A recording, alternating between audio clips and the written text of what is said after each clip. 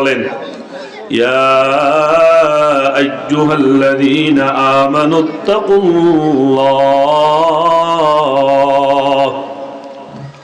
ও দুনিয়ার ইমানদার, ও দুনিয়ার মুমিন, আত্তাকুল্লাহ,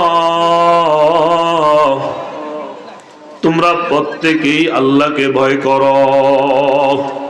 কাকে ভয় করবে? আল্লাহকে ভয় করো।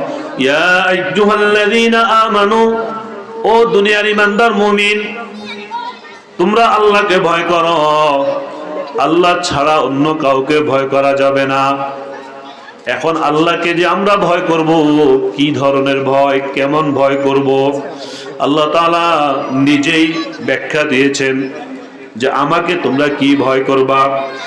আল্লাহ পাক রব্বুল আলামিন বলেন, ওয়াল তানজুর নাফসুম মা